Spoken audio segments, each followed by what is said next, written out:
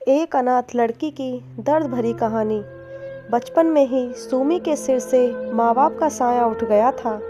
दादा दादी ने मासूम सुमी की जिम्मेदारी अपने कंधों पर ले ली और सुमी देखरेख में बड़ी होने लगी। बचपन से ही उसे संस्कारों की घुट्टी पिलाई जाने लगी और सुमी पढ़ाई हर काम सलीके से करती थी, इसलिए दादा दादी की बेहद लाडली थी। यही एक पोती है क्या इनकी? जब देखो तब सुमी सुमी। मेरी निशा तो कहीं नहीं दिखती, जैसे वो इनकी कुछ नहीं लगती। सुमी की चाची अपनी गुस्सा चाचा जी पर उतार रही थी। तुम भी रेणुका, अब क्या बोलूं, रोज एक ही बात लेकर बैठ जाती हो। कभी प्यार से उस बिन माँ की बच्ची से बात कर लिया करो। प्रकाश पत्नी को समझाते हुए बोले, तुम तो उससे भूलकर भी प्यार से बोलती नहीं और चाहती हो माँ बाबूजी भी ना बोलें। मुझे तुम्हारी यही एक बात अच्छी नहीं लगती। हम क्यों अच्छे लगेंगे? सारा कुछ कर दो भाई साहब की लाडली के नाम। सुमी को उसकी चाची बिल्कुल भी पसंद नहीं करती थी। शायद सुमी की खूबसूरती उनकी आंखों में खटकती थी। इसके विपरीत सुमी जब भी समय मिलता चाची की मदद करने आ जाती थी। चाची की बड़ी बेटी निशा सुमी की हम उम्र थी, पर चाची ने उसके मन में भी सुमी के लिए जहर भर रखा था। यही कारण था वो भी सुमी से जलती थी। निशा की आदत थी जो सुमी को मिले वही उसे भी चाहिए। उसने दादाजी को सुमी को पैसे देते देखा तो तुरंत माँ के पास भागी। माँ कहाँ हो? क्या हुआ? क्यों चिल्लाकर घर सिर पर उठाई हो? माँ, दादी माँ ने सुमी को नई ड्रेस के लिए 500 रुपये दिए, मुझे भी चाहिए। अभी पिछले महीने तो तूने नए कपड़े खरीदे थे, फिर क्यों नए चाहिए? यह माँ बाबूजी जानबूझकर मेरी बेटी के साथ सौतेले व्यवहार करते हैं।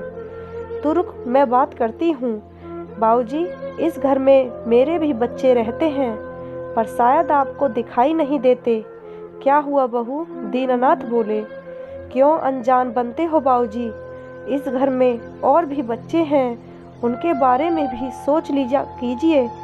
सुमी को किस बात के पैसे दिए हैं आपने? बहू, मैंने सुमी के लिए लड़का देखा है और वो लोग 1-2 दिन में उसे देखने आने वाले हैं। पुराने कपड़े पहनेगी तो लड़के वाले क्या कहेंगे? सुमन की शादी उसके दादाजी ने अपने मित्र के पोते से तय कर दी। लो कर लो बात, इतना कांड रच लिया और मुझे जानकारी ही नहीं। क्यों माँ जी? प्रकाश ने कहा वो तुम्हें बता देगा। क्या? उसने नहीं बताया तुम्हें? हमें लगा तुम्हें सारी जानकारी होगी। सब समझ आ रहा है मुझे। मेरे खिलाफ हमेशा ही षड्यंत्र रचे जाते हैं। रेणुका बड़बड़ाते हुए चली गई। 2 दिन बाद सुरेंद्र कुमार अपने बेटे, बहू और पोते आकाश के साथ सुमी को देखने आ गए। दीनानाथ जी घर में कोई कलह नहीं चाहते थे, तो खाने पीने की व्यवस्था करने के लिए हलवाई बुला लिया था। यह देख रेणुका बहुत खुश हो गई और अच्छी होने का दिखावा करती रही। आपकी पोती तो हमें पसंद आ गई दीना।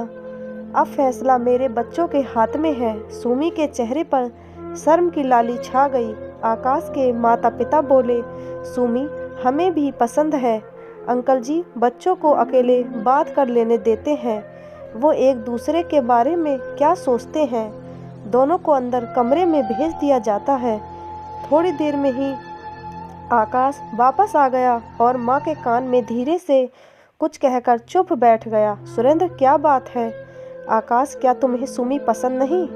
आकाश की सुरभि बोली, नहीं नहीं अंकल जी, हमें यह रिश्ता मंजूर है। सुरभि मुस्कुराते हुए बोली, सुमी बेटा, आप क्या चाहती हो? सुमी को भी आकाश पसंद आया, वो हाँ कर देती है। दोनों में फ़ोन पर बातचीत शुरू हो गई थी। सुमी मन ही मन आकाश को चाहने लगी थी। आकाश भी सुमी से बहुत प्यार करने लगा था। सुमी के लिए इतना सुंदर घर और वर देखकर सुमी की खुशियाँ चाची और निशा को अखरने लगीं। चाची अब इस कोशिश में थी कि काश सुमी की जगह निशा आकाश की शादी हो जाए। सगाई की तैयारी शुरू हो गई थी। आकाश शॉपिंग के लिए सुमी को साथ ले जाना चाहता था, पर चाची ने जबरन निशा को साथ भेजा ताकि वो मिल न पाए। बहू, तुम्हारे दिमाग में क्या चल रहा है? आकाश और सुम्मी के साथ निशा का जाना जरूरी था क्या?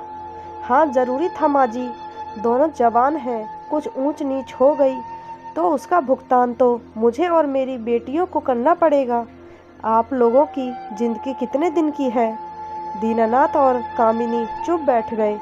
रेणुका को जल्दी समझ आ गया कि आकाश की माँ सुरभि की आकाश की शादी को लेकर आकांक्षाएं तो बहुत हैं, पर ससुर की बात का मान तो रखना ही था।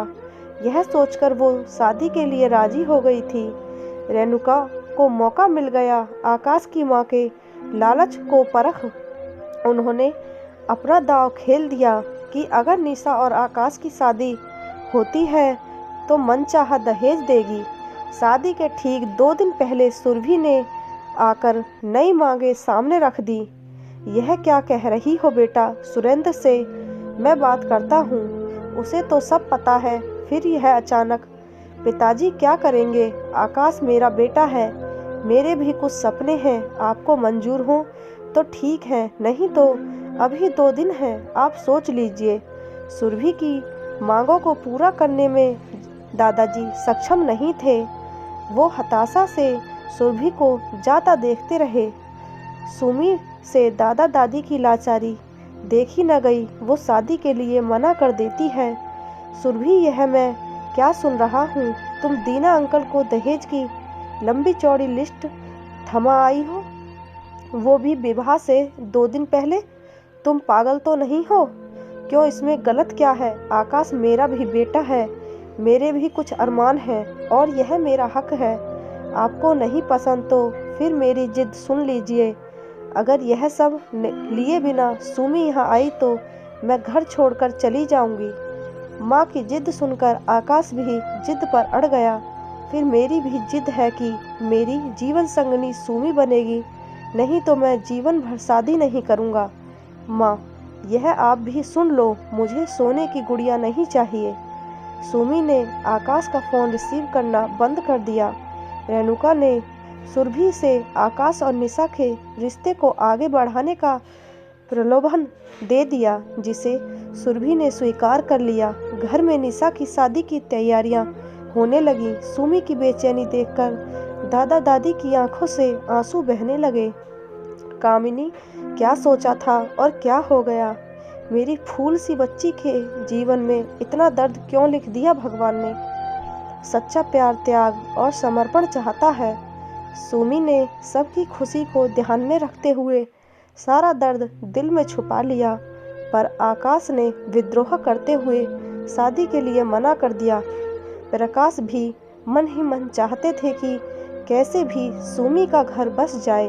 उन्होंने रेणुका को भ्रम में रखते हुए सुरेंद्र कुमार और उनके बेटे सुरेश से सुमी और आकाश के रिश्ते को आगे बढ़ाने की फरियाद करने लगे। देखिए, मैं जानता हूँ सुरभि भाभी के मन में दहेज का विष रेणुका ने ही भरा है, पर कलह कलेश के कारण चुप रह गया। मैं सुमी को जानता हूँ, वो घुट घुट कर मर जाएगी, पर अपना दर्द किसी को नहीं कर दिखाएगी। वो निशा की शादी की तैयारियां करती है तो करती रहे, पर सुमी के प्रति मेरी भी कुछ जिम्मेदारी है। आप बस सुरभि भाभी को मना लीजिए, मुझसे जो बन पड़ेगा वो खुशी से देने को तैयार हूँ। तभी बातचीत के बीच में आकाश आ गया। अंकल, आप बेफिक्र होकर जाइए, मेरी शादी सिर्फ और सिर्फ सुमी से ही होगी। आकाश की बात सुनकर प्रकाश वहाँ से संतुष्ट होकर चले गए। सुरभि शादी की शॉपिंग करके लौटी तो देखा कमरे में बैग पैक रखे हुए थे। यह सब क्या है? मैं वापस यूएस जा रहा हूँ माँ। क्या कल तेरी शादी है और तू यूएस जा रहा है? तेरा दिमाग तो खराब नहीं हो गया?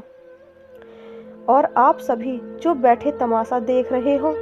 सुरभि गुस्से से बोली, माँ 1 मिनट शांत हो पहले, फिर मेरी बात सुनो। मुझे कुछ नहीं सुनना।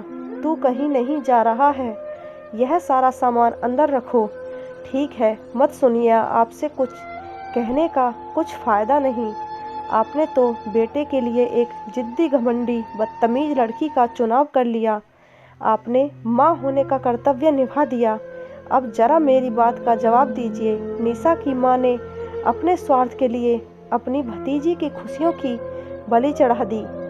आपको क्या लगता है उनकी बेटी आपके घर को खुशियों से भरेगी? जवाब दीजिए माँ। सुमी ने अपने घर की सुख शांति के लिए कितना बड़ा त्याग कर दिया, वो नहीं दिखाई दिया। सबकी खुशियों को ध्यान में रखते हुए चुपचाप हालात के आगे समर्पण कर दिया। अब बताइए, दया ममता से भरी हुई लड़की आपके घर को खुशियों से भरेगी या स्वार्थ में डूबी लड़की?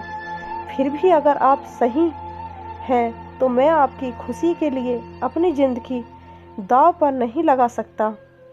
बहू, बुरा मत मानना, पर कल जब तुम्हारे सामने आकाश की जिंदगी कलह कलेश से भरी होगी तो क्या तुम खुश रह पाओगी?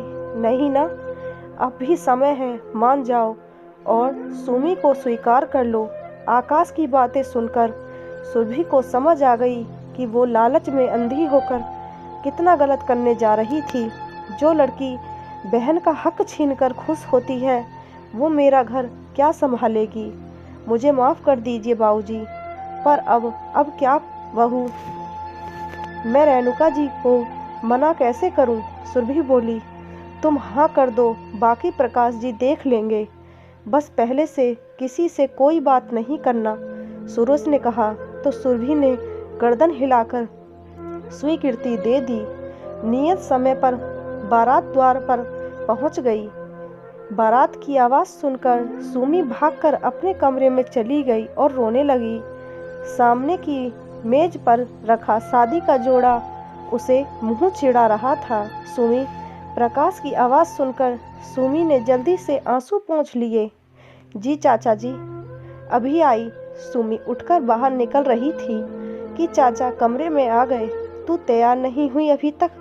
साथ में आई लड़कियों से सुनो, जल्दी से इसे तैयार करके नीचे लेकर आओ। और यह रखा है शादी का जोड़ा। पर चाचा जी, तू चिंता मत कर सुमी, तेरी चाची को अच्छे से समझा दिया है, अब सब ठीक है।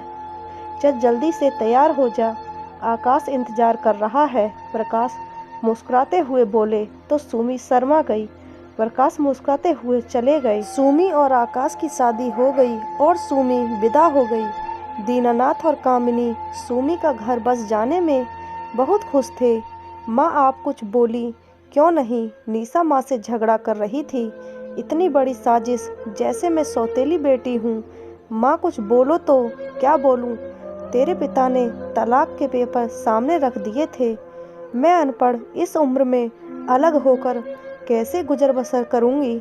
लोग हंसेंगे, थूकेंगे मुझ पर कि अपने स्वार्थ के लिए अपनी भतीजी के साथ साथ अपना घर बर्बाद कर लिया।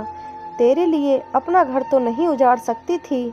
तलाक के पेपर कहाँ हैं? जरा मैं भी देखूं। निशा पेपर मांगकर देखती है तो चौंक गई और सिर पकड़कर बैठ गई। माँ, पापा ने तुझे पागल बनाकर सुमी की शादी करा दी। यह तो एफडी के पेपर हैं जो दादाजी ने सुमी के लिए तुड़वाई थी। तो तुम्हें क्या लगा मैं सही में तलाक दे सकता हूँ?